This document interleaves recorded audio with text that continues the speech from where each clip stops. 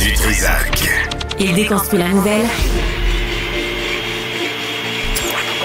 pour que vous puissiez la construire à votre manière. Bon, ben il y a une version 2025 au texte de la pétition qu'on a lancée en 2023.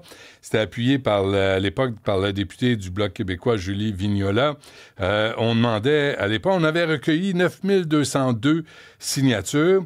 Revendication principale, c'était de réduire le salaire de la gouverneure générale, Mary Simon, à 50 000 $ par année, imposable, vente de rideau hall et redistribution des fonds, interdiction de voyage à l'étranger, rencontres virtuelles seulement, limite de 12 000 $ par année pour ces guenilles, ces vêtements, retrait des services de limousine chauffeur, un Uber à faire l'affaire ou un taxi, garde-robe entretenu à l'interne. Fais ton lavage, fais ton repassage, fais ton séchage.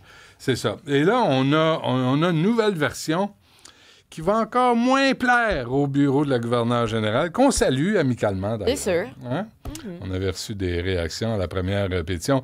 Xavier Barcelou-Duval, les députés de Pierre Boucher, les Patriotes, on ne l'a pas encore. Parfait. On va l'attendre. On vous l'avait dit. C'est donc cette pétition pour réduire les dépenses. Parce que si on dit on ne veut plus de la gouverneure générale, il faut rouvrir la Constitution, puis ça finira plus. Puis on n'embarquera pas là-dedans. Donc, on va contourner le problème. Comme on l'a fait en 2023, puis on va dire, on va couper les frais, on va arrêter les frais.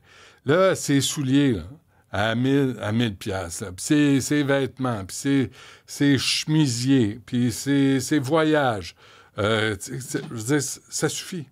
Ça suffit, on le sait, on le voit, c'est du gaspillage honteux de fonds publics. Parce que même que Mark Carney, il croit tellement pas qu'il a fait venir Fripouille Premier pour le discours du trône. C'est censé être elle, là, mais elle est tellement mal foutue en français. Je veux dire, ça dépasse l'entendement. Malgré que ça lui a coûté cher. Quand même. 50 000? Oui, 52 000. 52 000 pour des cours de française. C'est pas comprendre. En 325 heures. Oui, c'est ça. Ça n'a rien donné.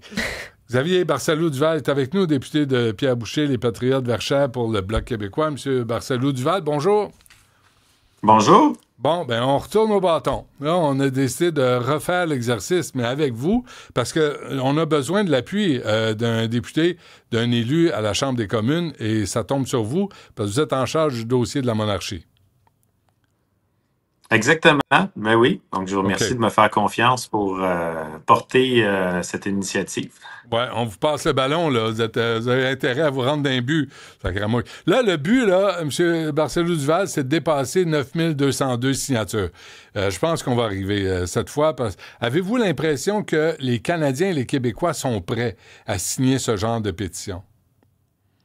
Ben moi, je pense que si on demande l'avis aux citoyens ordinaires, je pense que la plupart vont être tendance à être d'accord avec ça, à la signer, la pétition. Puis s'ils pouvaient le changer, ils le feraient. Il faut que l'information tende jusqu'à eux. Donc, on a le défi d'assurer qu'il y ait une visibilité et une connaissance de ça. Puis après ça, il reste à voir si le gouvernement va être à l'écoute. Mais je pense que c'est au moins une possibilité puis une façon pour le monde là, de dire ça va faire les dépenses, ça va faire de se faire niaiser à un moment où tout le monde, on le sait, là, il y a des difficultés économiques, les gens se serrent la ceinture, puis de voir de l'autre côté qu'il y a des dépenses farfelues jour après jour, je pense qu'il est temps d'arrêter ça. Là. En même temps, c'est une goutte dans un océan de dépenses. Mark Carney prévoit un déficit de 100 milliards de dollars.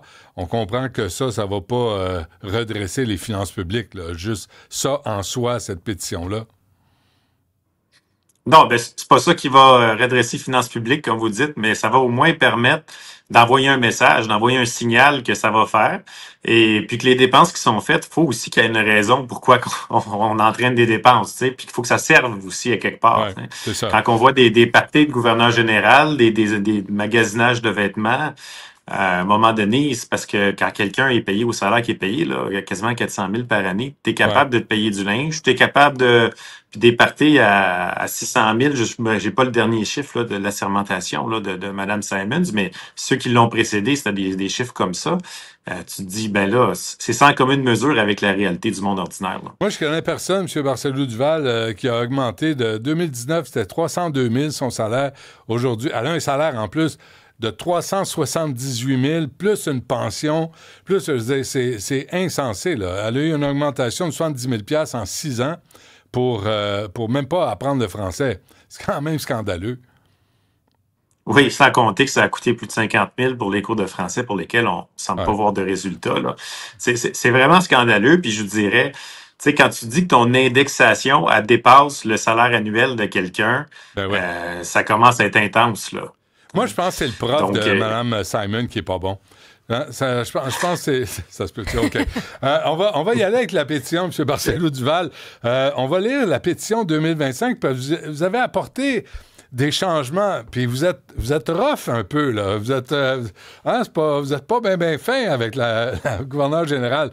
Donc, attendu que les Québécois et Canadiens s'attendent à voir leurs taxes et impôts être utilisés et gérés consciencieusement et socialement responsables, ce que ne respecte pas les dépenses actuelles liées à la fonction de gouverneur général, nous, sous-signés, citoyens québécois et canadiens, prions la Chambre des communes réunie en Parlement de prendre les mesures suivantes concernant les dépenses liées à la fonction du gouverneur général.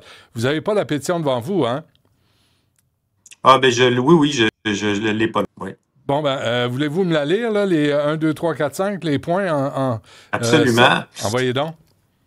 Donc, le premier, c'est de fixer un salaire de 1 $ par année, un salaire symbolique. Le deuxième, vendre de rideaux hors et distribuer aux banques alimentaires le produit de la vente des frais d'entretien économisés ou faire de rideaux hors de la résidence officielle du premier ministre et de la gouverneure générale et envoyer les sommes économisées pour l'entretien des résidences officielles et du personnel qui est affecté aux banques alimentaires canadiennes, interdire tout voyage à l'extérieur du Canada, que des rencontres virtuelles soient privilégiées, entretenir la garde-robe à l'interne, retirer les services de chauffeur et de limousine, utiliser des services de chef cuisinier lors de repas protocolaires seulement et restreindre les tâches à la sanction des projets de loi, les repas protocolaires avec les dignitaires en visite au Canada, à des cérémonies de commémoration ou de récompense civique et au discours du trône.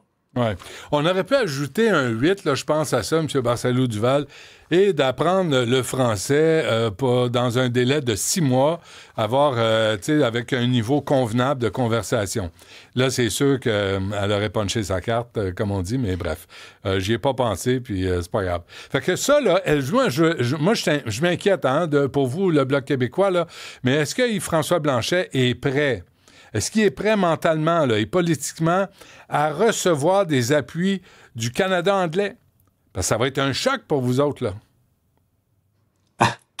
Ça arrive souvent qu'on ait des appuis du Canada anglais sur d'autres projets de loi, sur des batailles qu'on fait. Je pense que si on a l'appui du Canada anglais, on va le prendre. Nous autres, notre objectif, c'est le résultat. Puis le résultat, en fait, c'est que cette fonction symbolique-là, justement, qu'elle exerce un coût sur nos finances qui va être symbolique, là. Donc, c'est pour ça qu'on parlait du salaire à 1 $ par année. Moi, je suis convaincu qu'il y a beaucoup de gens à la retraite là qui seraient contents d'aller couper des rubans, qui seraient contents d'aller dans des cérémonies protocolaires, de remettre des prix, de voyager partout au Canada, de recevoir des dignitaires. Mm-hmm. Ça sera pas difficile de trouver quelqu'un, même avec un salaire de 1 $. Ouais, tout frais payé, là.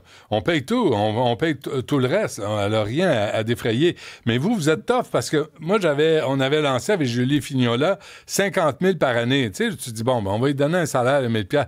Puis en même temps, vous dites, non, tout est payé, tout est fourni. On va arrêter. Oui, puis c'est aussi parce que dans notre perspective, là, c'est un poste qui devrait être aboli, mais malheureusement, la Constitution permet pas d'abolir le poste. Là. Ça prendrait les provinces canadiennes qui soient d'accord, les deux chambres, le Sénat, la Chambre des communes, tout ça. Alors, tant qu'à pas pouvoir l'abolir, aussi bien réduire au minimum les frais que ça occasionne là, pour la population puis pour le monde. Là. C'est ça l'idée, dans le fond. Je veux juste donner quelques motivations, là, M. Barcelo-Duval. Depuis 2021, Mary Simon a dépensé près de 130 000 $ en vêtements. En juillet 2021, été 2003, environ 37 000 $ en vêtements d'hiver. De janvier 2024 à mars 2025, près de 7 500 $ en vêtements et chaussures. Et ça arrête pas, là. C'est des dépenses liées au fonctionnement, nettoyage à sec, 117 000 $ entre 2018 et 2023, c'est-à-dire 1 800 $ par mois pour faire nettoyer ses vêtements. on a peut-être abusé. Juste rappeler aussi rapidement, en 2021, voyage inaugural de 4 jours en Allemagne, 679 000 2022, déplacement 2,7 millions de dollars. En 2023, juste aller en Islande, ça a coûté 71 000 en service de limousine. C'est pour ça qu'on dit ça suffit. C'est obscène. C'est devenu obscène. Alors là, c'est quoi les prochaines étapes à faire, M. Barcelo-Duval? Ben, la prochaine étape, ça va être d'augmenter le nombre de signatures, parce que là, j'ai vu ce matin, on était rendu, je pense, à une douzaine de signatures. Donc, c'est sûr, si on veut un rapport de force, là, un peu plus grand. Surtout, je pense que, si je me trompe pas, je pourrais faire la vérification, mais je pense que ça prend 500 signatures pour avoir une réponse du gouvernement. Fait que ça, c'est la première étape. Parce qu'effectivement, après, une fois que la pétition est expirée, on la dépose en chambre, ça ferme au 31 décembre. Là. Et une fois que la pétition est déposée, ben, le gouvernement a, je pense, c'est entre 35 ou 90 jours, il y a un délai là, pour répondre à la pétition. Donc, ça fait en sorte qu'on va savoir si le gouvernement a l'intention d'écouter les demandes qui sont amenées par la pétition. J'ai pas devant moi la réponse à la dernière pétition. Je sais pas si même elle avait été déposée, parce que je sais que des fois, quand il y a des élections qui ça peut entrecouper ça, là. Mais je pense qu'il y a beaucoup de signatures. En tout cas, il va y avoir une pression pour avoir une réponse intelligente. Je sais pas s'ils vont agréer à tout ce qu'il y aura dans la pétition, mais au moins, s'ils font juste diminuer un peu ces dépenses, juste un peu, je pense que ça va déjà être une victoire. Oui, dans un esprit de bonne foi, mais on a eu une réponse du gouvernement à notre première pétition. C'est la Commission de la capitale nationale, qui est une société d'État indépendante, responsable. Elle a dit, elle reconnaît l'importance des résidences officielles et la valeur patrimoniale. Écoutez, c'est une réponse, là, tu sais, Rideau Hall est un lieu historique national du Canada, un complexe patrimonial fédéral classé du bureau c'est de la foutaise tout le long, là. Tu sais, ils veulent rien savoir, ils veulent rien changer.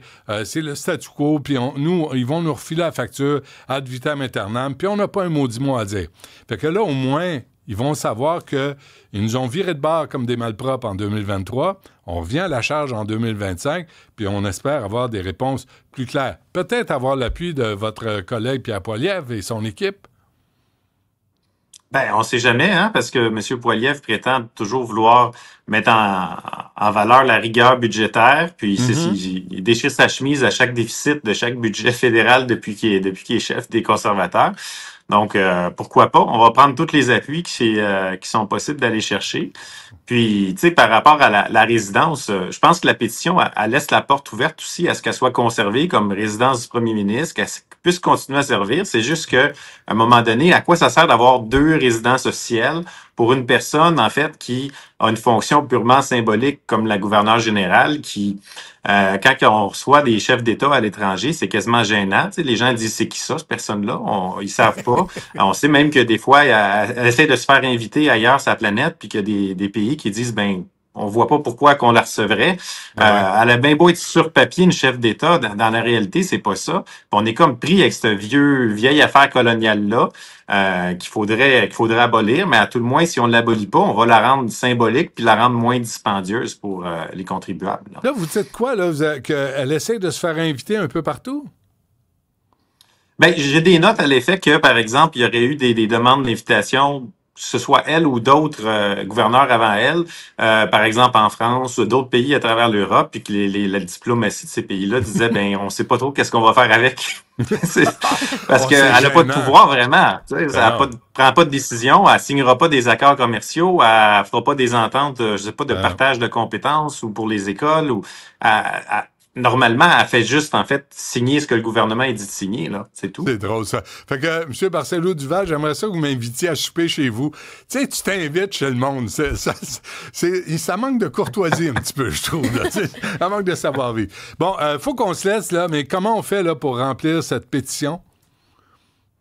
Ben, on va sur le site. En fait, on écrit souvent les gens sont habitués des moteurs de recherche là. Fait que vous avez juste à écrire Chambre des communes pétition, puis gouverneur général ou mon nom Xavier Barcelo-Duval. Puis là, vous allez la trouver assez rapidement là. Donc c'est pas difficile à signer. Est-ce qu'elle a un numéro, la pétition? Absolument. C'est la pétition E6839. Okay. Donc, chaque pétition a un numéro. Je sais pas, c'est pas comment je dirais. facile à retenir comme nom ou comme titre, là, mais c'est le fonctionnement. Chaque pétition est numérotée. Donc, la E6839, c'est aussi une façon d'aller faire la recherche, là. Mais Bon, généralement, ça se trouve assez facilement. OK, on va en faire la promotion assurée.